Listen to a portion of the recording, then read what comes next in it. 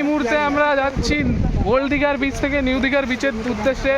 আমাদের সাথে আমাদের বন্ধুরা আছে, পেছনে আছে প্রত্যয়, তার পেছনে জয়ধর, তার পেছনে আমাদের অর্ণব আর প্রতীক আছে, সামনে অপূর্ব আছে।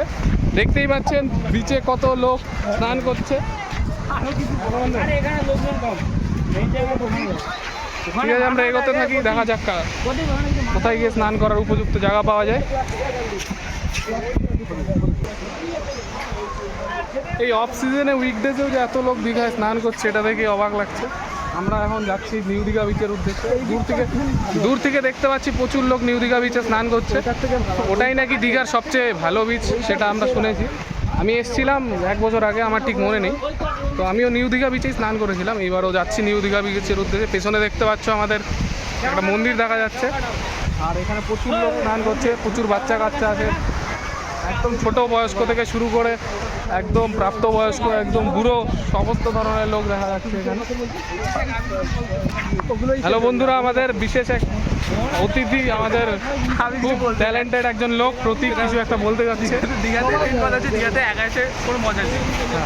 দীঘাতে একা এসে কোনো, আমরা কোথায় একা এসেছি, আমরা তো গ্রুপে এসেছি। তুই কি বলতে চাচ্ছিস যে মানে সিঙ্গেল ছেলেদের দীঘা এসে কোনো মজা নেই? কাপাল হিসেবে আসতে হবে কেন? স্নান করার সময় কি আলাদা অ্যাডভান্টেজ? আমি এখন স্নান করিনি, তবে আমি মানে গেলে হয়তো বুঝতে পারবো কীভাবে। ওকে, তাহলে তাহলে আমরা প্রতীকের কথা শুনে বুঝতে পারলাম যে প্রতীক একজন ফ্রাস্ট্রেটেড সিঙ্গেল। সে সিঙ্গেল লাইফটাকে এনজয় করতে পারছে না, চাচ্ছে কারোর সাথে পেয়ার আপ হওয়া। রাজলক্ষ্মীকে দেখাতে চায় এখন। রাজলক্ষ্মীকে দেখাতে হলে আমাদের ব্যাক ক্যামেরা আসতে হবে, কিন্তু ব্যাক ক্যামেরা আসতে পারবো না এই মুহূর্তে। আমি অপশান ডাইরেক্ট করা যায় না, তাহলে ভিডিওটা কাট করতে হবে। সো গাইজ, এত ঘোরার পর আমরা অনলাইন ব্যবস্থা যুক্ত একটা আইসক্রিমের দোকান খুঁজে পেয়েছি। তো এই মুহূর্তে আমরা আইসক্রিমের স্বাদ নিতে চলেছি। সো বিচের পাশে ঘুরতে ঘুরতে আমরা একটা সুন্দর ঝাউবনে চলে এসেছি। দেখতে পাচ্ছেন আমার প্রচুর ঝাউ গাছ আছে, ঝাউ গাছের ভেতরে ফটোশ্যুট হচ্ছে ভেতরে। আমি ব্যাক ক্যামেরায় আসতে যাচ্ছি, কিন্তু ব্যাক ক্যামেরায় কী করে আসবো সেই অপশানটা আমি ঠিক জানি না। তাই আমি সামনে গিয়ে একটু দেখানোর চেষ্টা করছি ঝাউবনটাকে। ঝাউবনটা সুন্দর। আমি শুনেছি নাকি এখানে আগে যখন দীঘায় এত ট্যুরিস্ট আসতো না, সেই সময় নাকি প্রচুর ঝাউবনের ঘনত্ব অনেক বেশি ছিল, আর তখন নাকি প্রচুর শিয়াল, প্রচুর জন্তু জানোয়ার এখানে ঘুরে বেড়াতো। তো এই মুহূর্তে ঝাউবনের অবস্থাটা তেমন একটা ভালো নয়, প্রচুর ঘনত্ব কমে গেছে ঝাউবনে।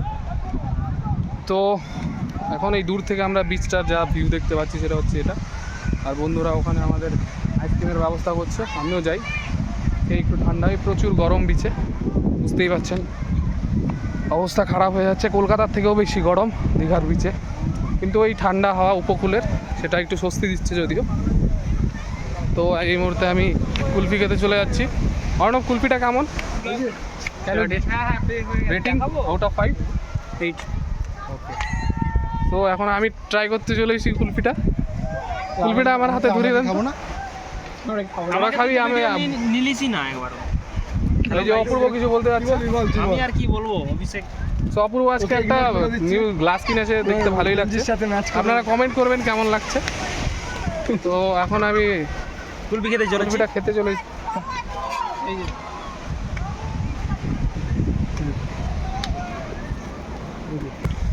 সো কুলফিটা একবার সাক করার পরে বুঝতে পারলাম কুলফির ওপর কুলফিটাকে কাজুর একটা